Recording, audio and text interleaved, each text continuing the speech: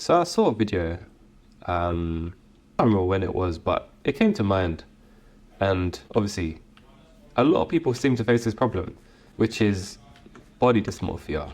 And not just body dysmorphia, but face dysmorphia too. Some people think that it's out of their control, they can't do anything about it. And it just seems like everything sucks because you're comparing yourself to like the 1% of humans that are out there, where it's literally their career to look good. It's literally their like entire lifestyle is basically based on how well they look. So for the, oh by the way, we're gonna go over there. I hope I don't get lost though. I shouldn't really. So obviously for the average person, they're gonna kind of react to this kind of stuff negatively, and it might even give them the fear of even, I don't know, for example, going to the gym or anything like that. What's going on over here? A little party. But yeah, if you don't know what body dysmorphia is, we'll cover that first and then we'll cover face after that. But it's pretty much like, you know, you're not satisfied with the way that your body looks and you think you could be in better shape. Say if you're in a journey of losing weight, you feel like you can lose more weight and you don't really have a very realistic view of like what you look like in the mirror because you're constantly got this image of how you're not good enough. And that kind of stems from a self-respect, self-esteem kind of thing because obviously you're not respecting yourself enough to value yourself.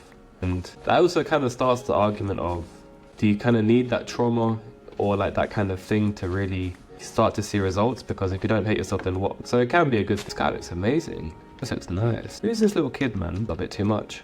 But yeah, it starts to become a problem because you start to kind of wallow in that darkness and then like, it's hard to escape because you're constantly in the cycle of like, okay, I kind of hate myself. I gotta work harder. I gotta do this, I gotta do that. So good and bad in a way because motivation, yes, but there's better ways of motivating yourself beyond just those kind of egotistical measures, in my opinion at least. It definitely works, but I think long term it's not the most viable solution. So channeling that hate into making yourself become better can be useful for a short time period, but over time you're gonna start to realize once you get the results you want, then it's like, okay, I gotta change things up. But that's besides the point of the video. Today we're talking about body dysmorphia and how, well, that looks pretty cool as well. This seat is actually pretty nice. But yeah, so if you have body dysmorphia, typically you probably are a gym girl. You're probably maybe even a gym newbie if you want to call yourself that, or whatever it may be. Maybe you've been going, you haven't been seeing the results you want. That's perfectly fine. That's pretty much most of the gym base or the gym goers. Just like in any other profession, realistically only 5 to 10% of people really make substantial change. But if you know you've actually made some progress, be proud of that because again, your only competition is yourself. Not only that, but if you're focusing on keeping in shape and, you know, looking after yourself, you're pretty much better than most people as it is because go to your local, you know what, no, do this right.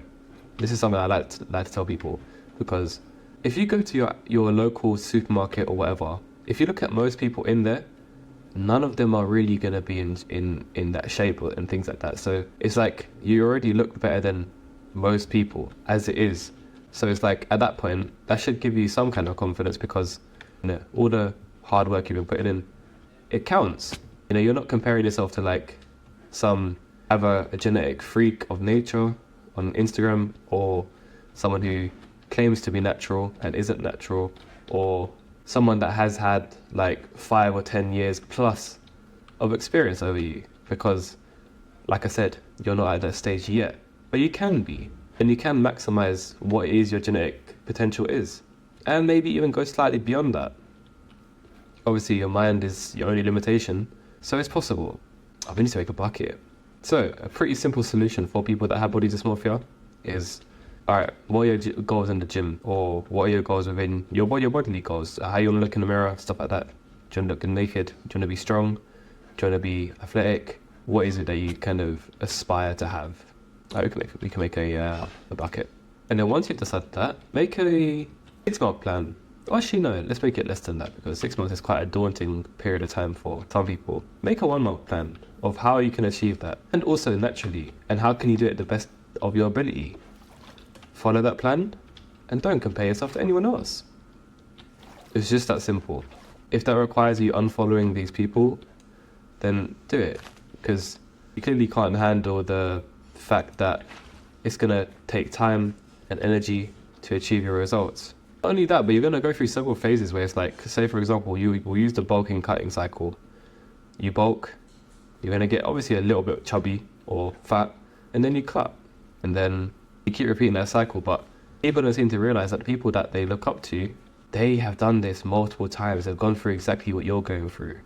And let's be honest, your body dysmorphia, realistically, you're never gonna, like, everyone's always reaching towards something, ways.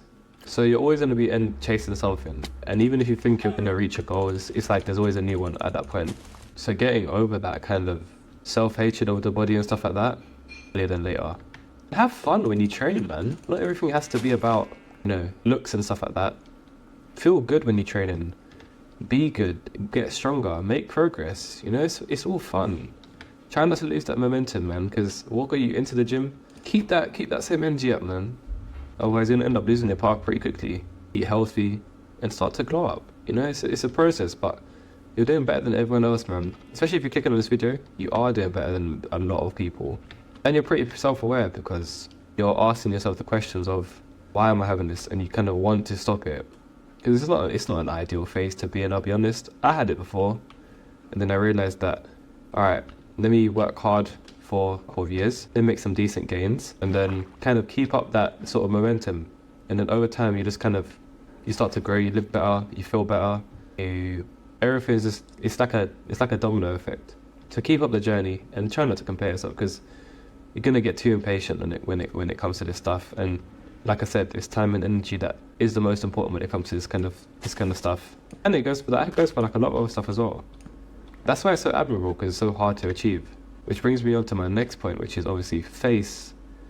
Not liking the way your face looks.